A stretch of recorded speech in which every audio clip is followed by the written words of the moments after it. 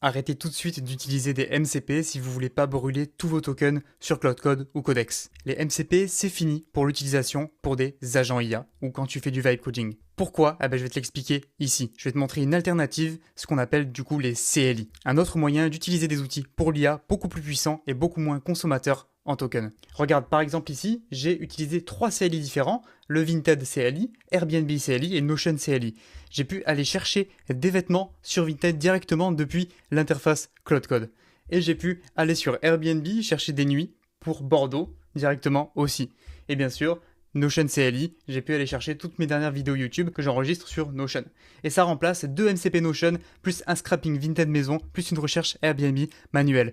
Et pour ça, il y en a pour tous les outils. Tous les outils que tu peux utiliser, on peut créer justement un CLI et je vais t'expliquer la différence entre les deux, comment en créer un et une démo concrète de où tu peux déjà en trouver. Et oui, les MCP, on se rend compte, ok, c'est puissant, mais par contre, c'est beaucoup trop consommateur et il y a encore plus puissant. Parce que si tu fais slash contexte, tu remarqueras que Claude charge tous tes outils, justement, quand tu as des MCP, cherche tous les différents outils directement et tu arrives directement quand tu lances une session Cloud Code, tu as déjà 30 000 tokens de charger et d'utiliser. Regarde là par exemple, j'ai tous mes skills qui sont chargés. Déjà que les skills ça prend de la place, mais imagine que tu as aussi tout justement tes MCP. Tout ça MCP, MCP, MCP, MCP, MCP, MCP.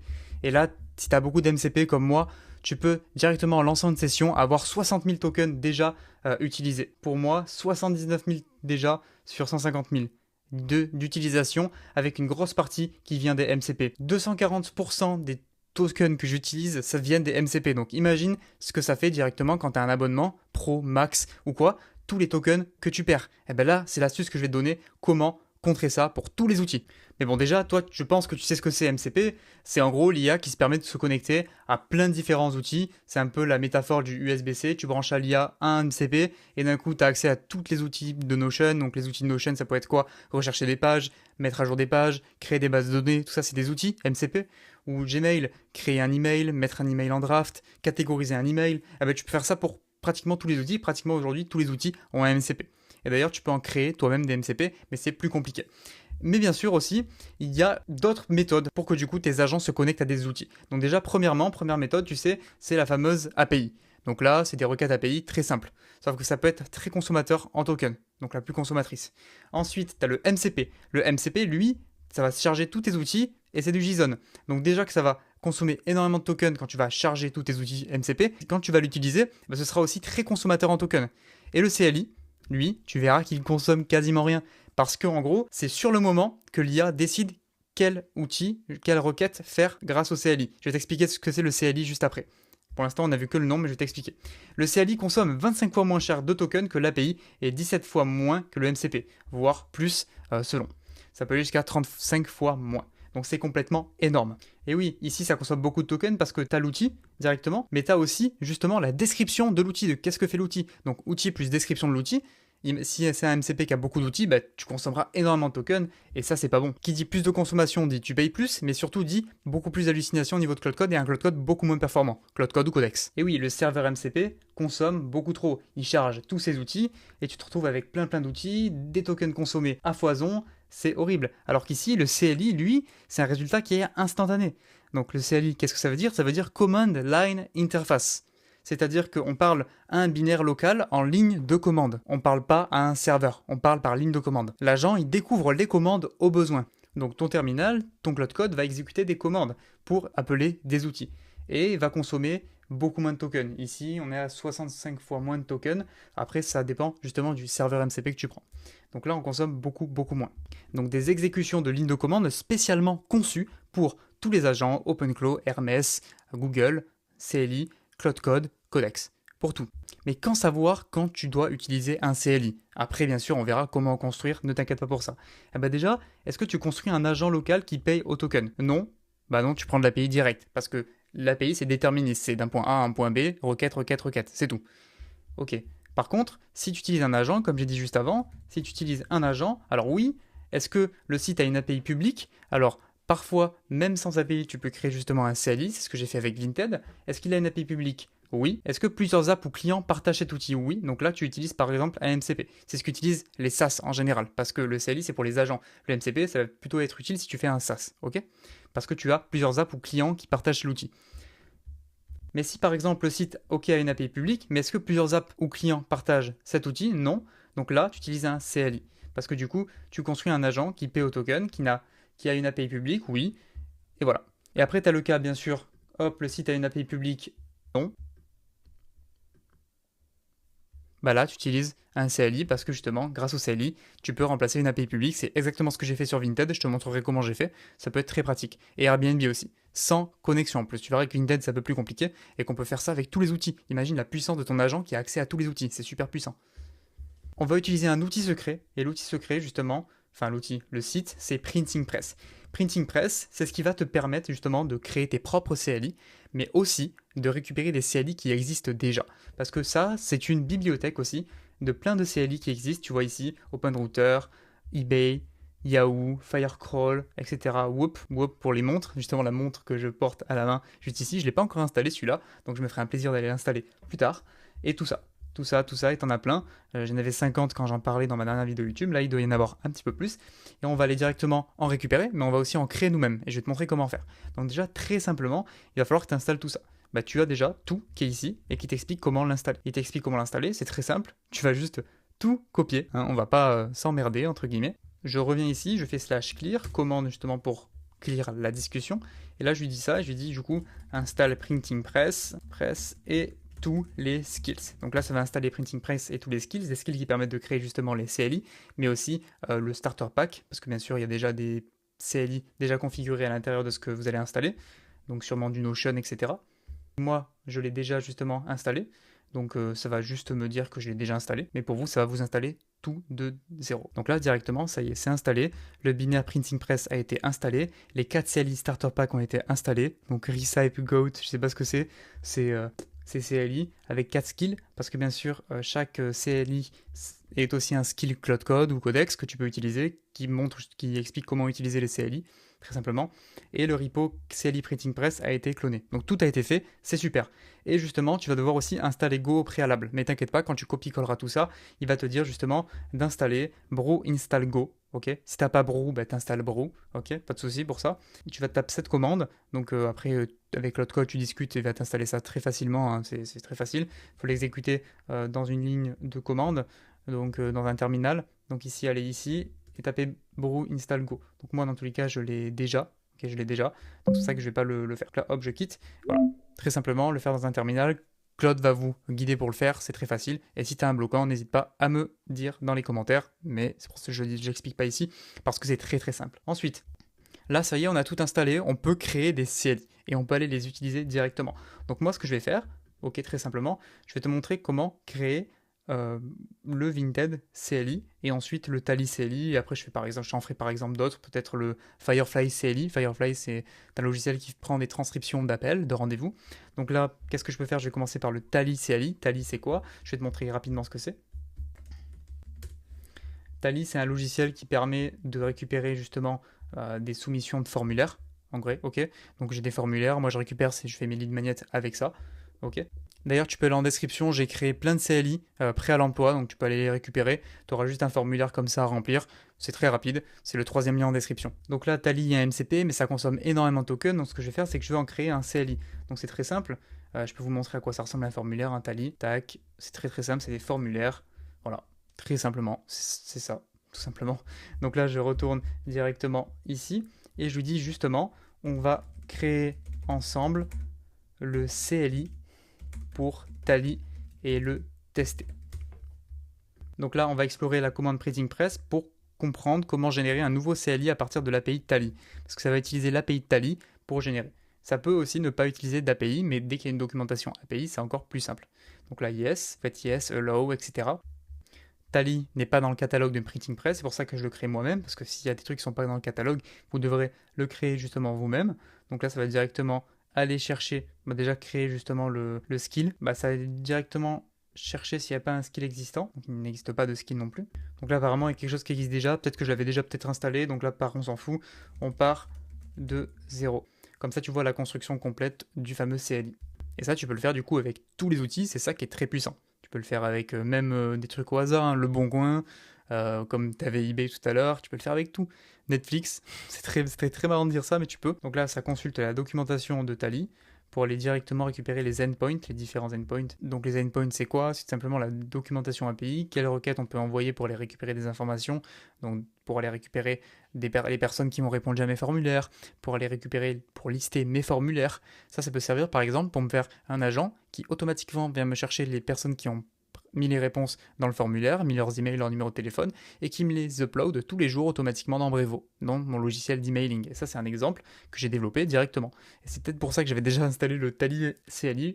Je pensais que je n'avais pas encore fait, mais bon, c'est pas grave, on le refait dès le début. Il y a un skill officiel, le skill Printing Press, qui drive toute la pipeline, justement, Research, Generate, Build, Ship Deck. Il va installer justement le skill, désinstaller l'ancien Tally, et on va relancer la pipeline là-dessus.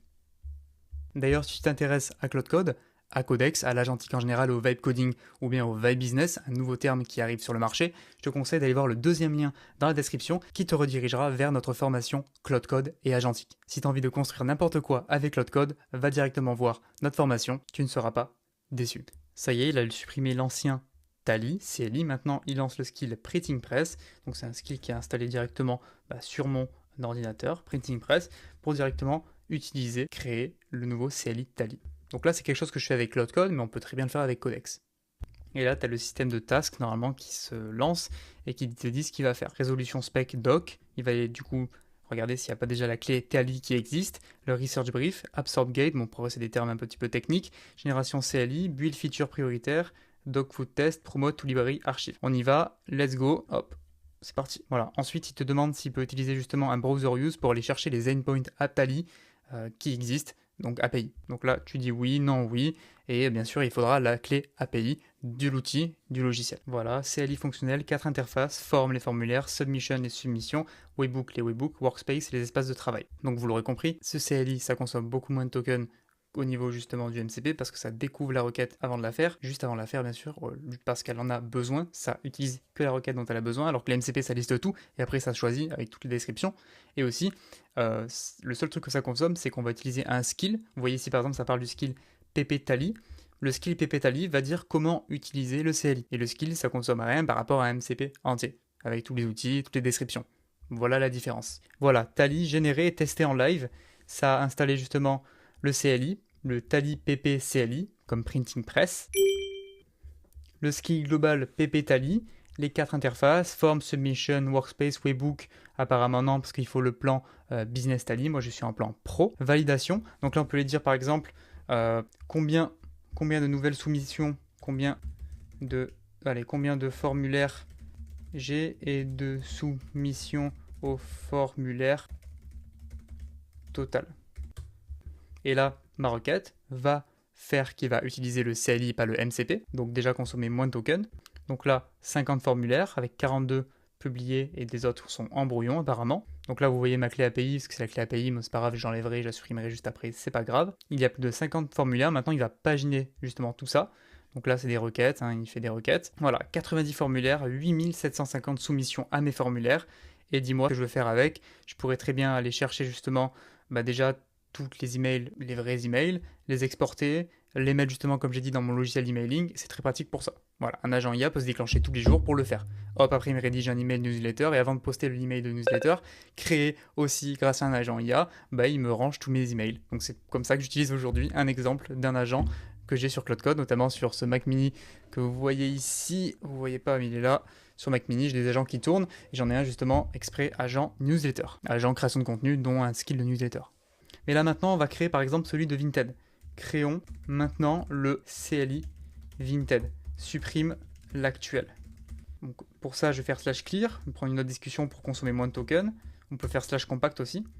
Créons maintenant le CLI Vinted, supprime l'ancien.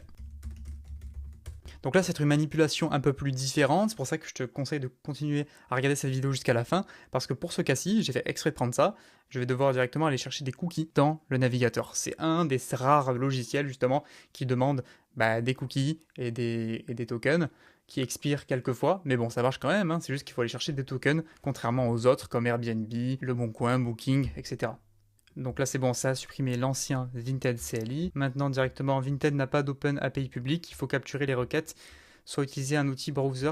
Donc c'est parti, écoute, utiliser un outil. Scope fonctionnel du CLI Vinted, qu'est-ce qui doit marcher en priorité? Recherche, voilà, celui-là, tac. Voilà. Donc là, phase 1, phase 1 à 5, 2, 3, 6. Voilà. Donc là, ça va tout construire. Ça va aller faire des recherches. Ça va faire justement utiliser un agent browser qui va aller directement aller regarder les requêtes qui sont envoyées. Quand on fait des actions directement sur l'interface Vinted, ça va simuler ça pour aller chercher les requêtes et après les utiliser directement parce qu'il n'y a pas d'API, il n'y a pas de documentation API. Bah oui, parce que sinon les gens en abuseraient, feraient du scrapping massif sur Vinted et Vinted n'aime pas les bots. Donc oui, bien sûr, Vinted à utiliser avec modération, bien sûr. Donc là, pour aller sur le web, ça utilise justement le MCP plugin Playwright. Donc là, ce qui serait intéressant, c'est d'installer le CLI Playwright justement.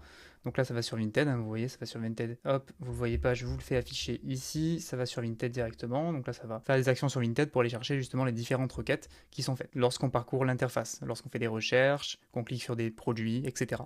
Ça va chercher les requêtes, justement, vous voyez ici, Network Request. Donc là, en attendant, je vous montre ce qu'il va falloir faire. Donc en fait, il va falloir que vous alliez sur... Bon là, il est en train de faire ce qu'il a à faire.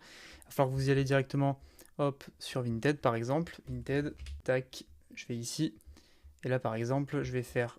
hop, inspecter directement. Vous allez ici dans Network et vous allez faire des requêtes. Par exemple, vous allez taper ici Jordan. Ici, vous avez justement tout qui va apparaître. Voilà, vous voyez ici. Ok. Vous allez cliquer sur Catalogue. Vous allez copier tout ça. Et là-dedans, dans Headers, justement, il y a des tokens que va utiliser Claude pour faire marcher justement le fameux Printing Press. Voilà, tu as les tokens à utiliser ici. Lorsque tu as mis les tokens, va me chercher des pulls Stone Island. Voilà. Donc là, l'exemple Vinted, c'est pas le plus intéressant, mais imaginez que vous pouvez faire ça avec tout. Donc moi, tes outils de CRM, moi personnellement, j'utilise Attio en CRM, Fireflies pour les transcriptions, Google Workspace CLI. Donc c'est là que c'est très intéressant. Je peux vous donner un exemple très précis. Tous les jours, tu vas chercher tes leads. Tu regardes justement tes follow-up à faire, tu as des gens à relancer, etc. Ça va directement prendre les datas sur les bons clients, sur pas tes clients, mais tes leads, tes prospects, grâce aux transcriptions. Bon, au préalable, tu auras peut-être enregistré déjà tes transcriptions et les résumés dans ton CRM, récupérer les personnes, rédiger les emails en draft, les créer en draft grâce justement à un agent IA qui va faire toute cette pipeline-là. Et tous tes follow-up générés automatiquement. C'est comme ça, par exemple, que je procède moi aujourd'hui au niveau de mes follow-up sur mon agence IA. Voilà, là, ça vient de faire une requête. Vinted PP CLI, catalogue, ça utilise la command line search text Stone Island. Et il en a trouvé 3 ici, apparemment. Stone Island blanc, Polo Stone Island noir et un truc Stone Island, Magliata Vintage Stone Island. Donc voilà, très simplement, il a exécuté justement les commandes et lignes de commande CLI. Vous voyez ici, la ligne de commande. Ça, c'est ce qu'il en est ressorti. Et on l'a fait grâce à un agent à part sans être connecté sur Vinted. Vous voyez maintenant la puissance des CLI qui consomment moins de tokens, plus efficace, plus rapide. On ne le voit pas ici parce que là j'ai tout installé depuis le début, mais c'est beaucoup plus rapide d'utiliser des CLI, plus simple. Ça a été conçu exprès, créé exprès, et c'est récent pour les agents. Donc des agents pour faire du Vibe Business par exemple. Je t'envoie vers ma vidéo juste avant qui parle justement de Vibe Business. Donc je parle d'utilisation beaucoup de MCP. Mais c'est vrai que depuis, j'ai installé pas mal donc, de CLI dans mon Mac mini qui est juste ici sur mes agents de contenu, agents dans mon agence IA qui est justement l'agent CRM et aussi l'agent prospection qui utilise des CLI en commun. Chaque agent a leur CLI, chaque agent a leurs skills, chaque agent a leur plugin et c'est ça qui rend vraiment puissant en fait un agent. C'est les connexions qu'on lui met. Et là on peut mettre toutes les différentes connexions, consommer beaucoup moins de tokens parce que oui, un truc qui va arriver très bientôt, d'ici le 15 juin, Anthropic a annoncé que leurs agents justement, que les personnes qui utilisent l'abonnement Claude Anthropic, donc par l'abonnement sur leurs agents, maintenant ce sera uniquement pour de l'utilisation sur du vibe coding. Donc directement depuis le terminal, là ce sera de la consommation Claude Max, sinon il y aura des crédits. Donc $100 de crédit pour le plan à $100, $200 pour le plan à $100 par mois pour de l'utilisation agentique Claude Code OS. Je vous renvoie vers ma dernière vidéo que j'ai sortie pour comprendre un petit peu ce que c'est Claude Code OS, le Vibe Business, les iOS, et c'est ça qui va devenir un petit peu dommage. Donc je vous conseille de vous renseigner de plus en plus sur Codex, l'utilisation de Codex, beaucoup moins cher que Claude, et à vous renseigner sur l'utilisation de l'agentique et de Claude Code, de Codex, etc. pour créer ce qu'on appelle du Vibe Business et créer du coup des agents IA de productivité et pas que faire du Vibe Coding avec. C'était Baptiste Simaria et je vous dis tout simplement, c'était Baptiste Simaria et je te dis tout simplement à très bientôt.